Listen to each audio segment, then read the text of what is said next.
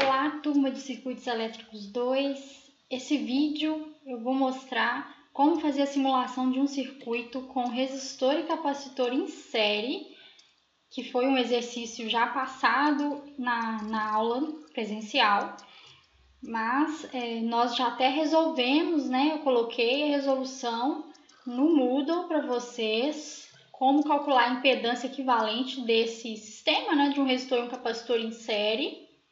E a gente chegou a calcular que em representação polar a impedância equivalente desse circuito era 33,22 kΩ, tá? Com menos 53 graus. Então a impedância é um número complexo, está em quilômetros. Tem até que fazer essa correção aqui, ó.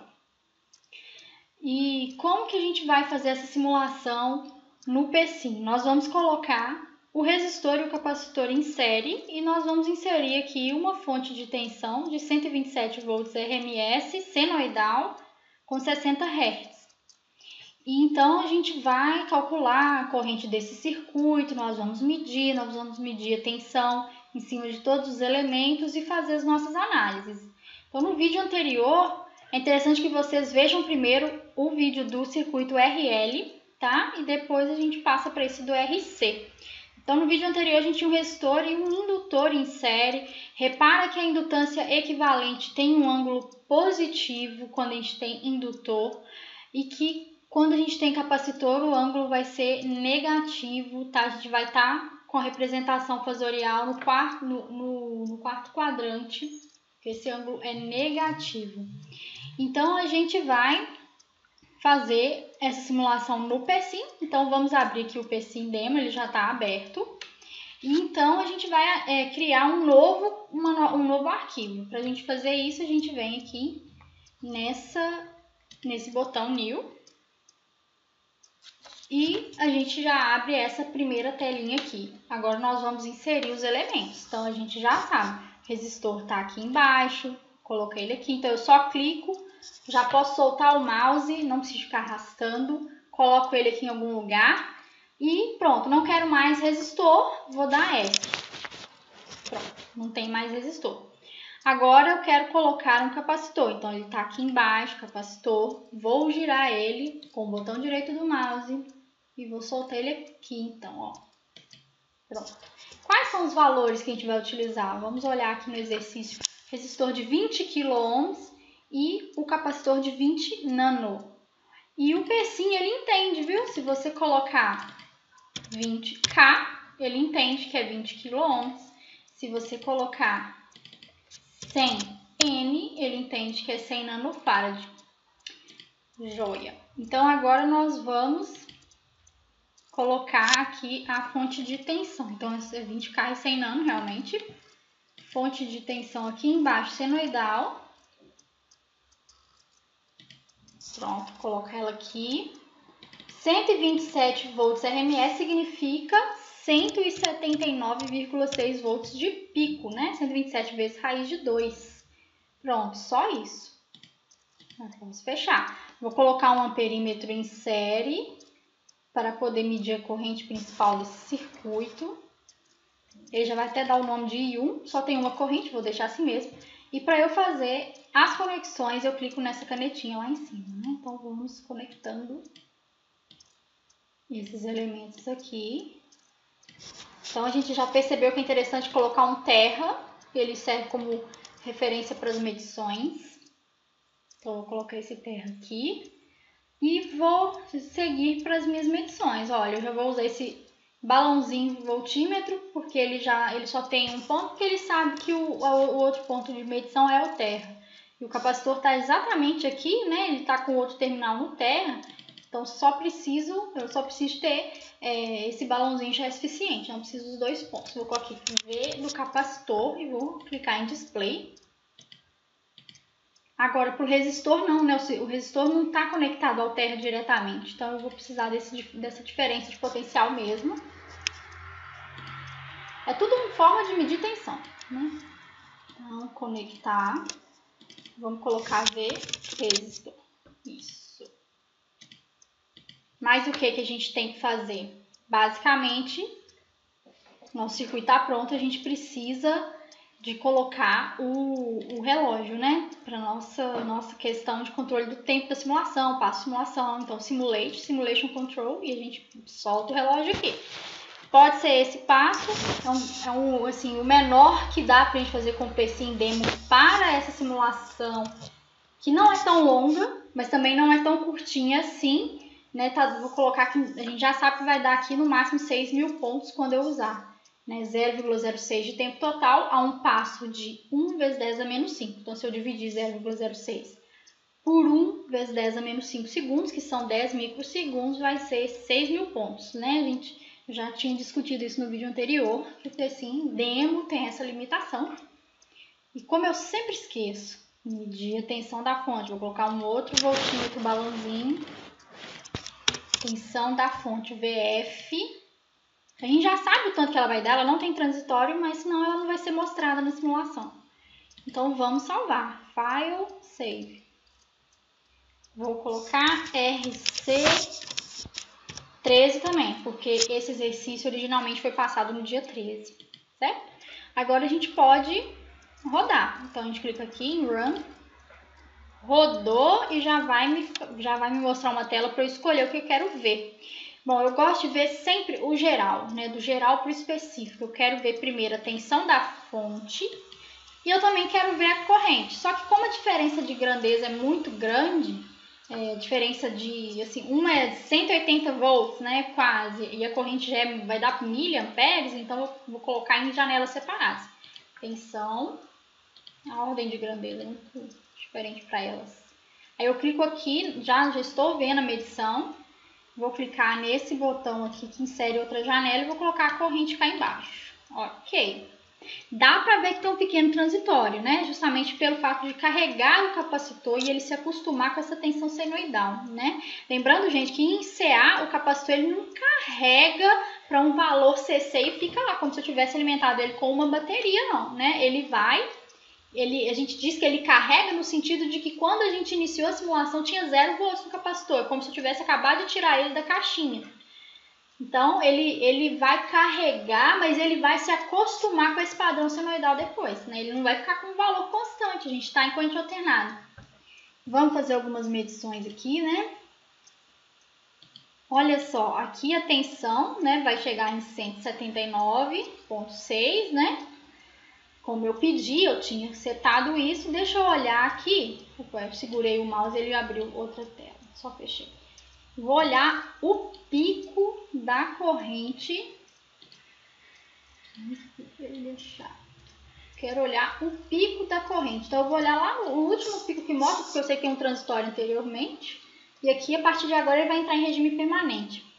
Olha só, essa corrente está 5,4 vezes 10 a menos 3 amperes, ou seja, 5,4 miliamperes. E será que seria exatamente esse valor se a gente pudesse calcular? Então, eu fiz a conta aqui, né? Só retomando. Então, a esse ponto, na verdade, vocês ainda não estudaram isso, né? Mas a gente agora em circuitos 2 é basicamente uma adaptação do que a gente viu em circuitos 1, adicionando capacitores, indutores, ou seja, impedâncias. E ao contrário de ter uma tensão CC, a gente tem agora tensão senoidal, né? Então é muito parecido, só que o que muda é que nós estamos mexendo com números complexos, com fasores, né? Porque uma tensão e uma corrente, elas são senoidais depois em regime permanente, elas são senoidais. Mas fazer conta com senoides mesmo, né, com equação de senoide, né, tensão de pico, seno de ômega T mais φ, que é o defasamento, isso aí fica impraticável. Então, a gente passa a usar fasores, né? Os fasores, eles são uma representação matemática, né?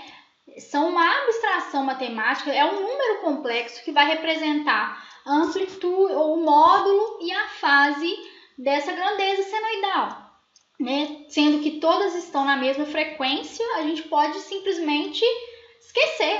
Então a gente já sabe que está em 60 Hz, vou ficar levando isso, né? A gente vai pegar o módulo e o ângulo. Esse ângulo é o defasamento temporal. O módulo, normalmente, a gente já usa em RMS, mas a gente precisa deixar isso escrito. Então, olha só, V igual a RI em circuitos 1, agora é V igual a Z vezes I em circuitos 2, onde Z é a impedância, né? Impedância equivalente daquele circuito, o que a fonte vê. E a fonte viu 33,22 com ângulo de menos 53 graus quiloohms. Então, a corrente, né, vai ser essa divisão desses dois números complexos que estão na forma polar, que é a mais adequada para fazer divisões de números complexos. Basta fazer o seguinte, divide 127 por 33,2 quiloohms, isso vai dar 3,823 miliamperes RMS, e para descobrir o ângulo da corrente é só subtrair. Então, é o ângulo da tensão 0 menos 53 vai dar mais 53 graus. O valor de pico dessa corrente vai ser, então, 3,823 vezes raiz de 2, 5,4 miliamperes. E foi isso que a gente mediu aqui no PSIM, 5,4 miliamperes. Ou seja, minhas contas estão certas, eu fiz a simulação certa. Mas, e esse ângulo aqui que agora deu positivo, sendo que lá no circuito RL tinha dado negativo, né, para a corrente. Agora o ângulo da corrente deu positivo. O que eu já sei? Se o ângulo dela deu positivo, né? Ou seja, um ângulo maior do que o ângulo da tensão da fonte, que eu coloquei em 0 graus por ser a minha referência, então a corrente está adiantada em relação à tensão da fonte. Como que a gente vai ver isso? A gente faz uma análise desses picos, né? Olha só.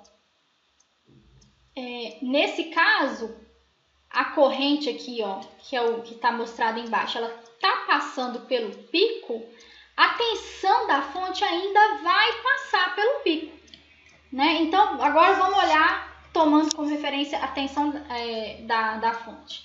Ela está passando pelo pico nesse momento, mas a corrente já passou pelo pico, ou seja, a corrente está adiantada da tensão de quantos graus? Vamos ver que é 53, né? De 53 graus.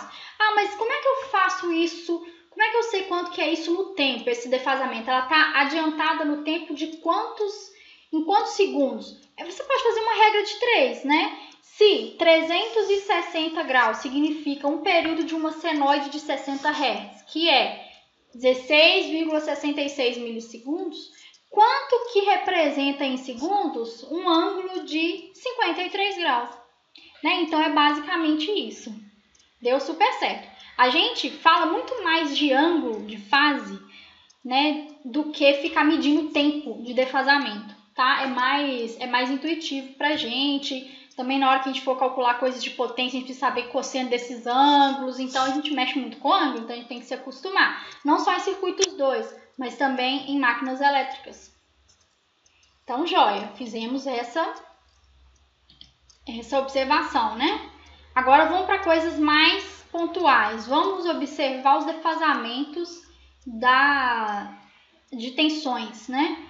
Eu já rodei a simulação, eu posso só clicar aqui nessa telinha, Run Sim View, que é basicamente mostrar o osciloscópio, né? Já tá rodado mesmo. Vamos mostrar aqui, deixa eu ver, ó. Vamos tentar mostrar essas três. Tensão da fonte, do capacitor e do resistor numa tela, para vocês verem que existe um defasamento entre as tensões da fonte e dos outros elementos, né? E vamos mostrar cá embaixo a corrente. Como ela é muito pequena, eu vou mostrar ela sozinha aqui embaixo. Quem vai estar em fase com quem? O que significa estar em fase, né? São duas senoides passando pelo pico ao mesmo tempo. A senoide a tensão, né, do resistor e a corrente do circuito vão estar em fase, porque o resistor é uma impedância puramente real. Ele não insere defasamento, tá? Então, vamos pegar aqui uma forma de medir. Vamos lá. Qual que é a tensão do resistor? Tá aqui em verde, olha. E realmente, ó, ela passa pelo pico na mesma hora que a corrente do circuito passa. Lembrando que a corrente aqui, o circuito é em série, a corrente do resistor, do capacitor e da fonte é tudo a mesma coisa. Legal. Mas olha só, enquanto a corrente está passando pelo pico, a tensão do capacitor, que é essa em vermelho, está passando por 0. Aí, lembra um pouco a situação do que aconteceu com o indutor, mas é o contrário. Por quê? A corrente passou pelo pico antes da tensão do capacitor. né? Ela está passando pelo pico, a corrente está passando pelo pico, mas a tensão do capacitor está passando por zero, ela vai passar pelo pico depois. Então, a tensão no capacitor está sempre atrasada de 90 graus em relação à corrente senoidal que passa nesse capacitor em qualquer circuito que tenha capacitor senoidal em regime permanente. Por quê? Porque o capacitor, ele atrasa a tensão, ele representa uma inércia de tensão. O capacitor não gosta que a tensão varie instantaneamente nos seus terminais, né?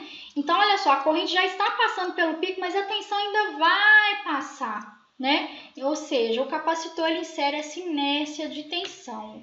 A corrente em um capacitor, né, ela está 90 graus adiantada em relação à tensão, ou seja, a tensão no capacitor está 90 graus atrasada em relação à corrente em regime permanente senoidal.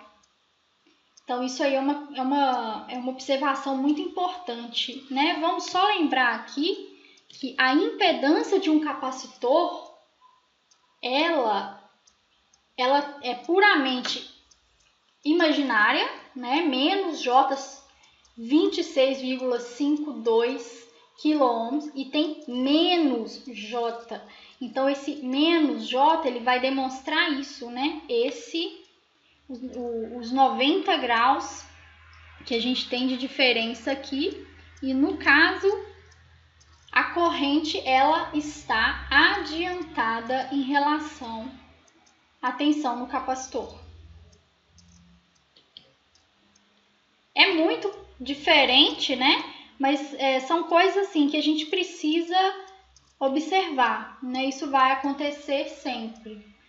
Então, para finalizar essa simulação, né? Ela serve, gente, toda simulação ela tem muita utilidade. Ela serve para a gente conferir nossas contas, para a gente saber obter previsões em relação a um circuito, a um sistema, para a gente não precisar de ir, às vezes, realmente fazer uma medição real ou fazer um experimento real para ter uma tendência de comportamento. A gente já pode ver na simulação. Ou então, se você nem sabe o que esperar de um experimento real, você faz uma simulação para você testar o que pode acontecer, para você verificar se tem algum erro. Simulações também são muito importantes para a gente fazer sistemas de controle, desenvolver sistemas de controle, sempre começam em simulação. Então, simulação é sempre muito importante. Então, eu acho que esse momento a gente precisa aproveitar realmente para utilizar bastante essas simulações.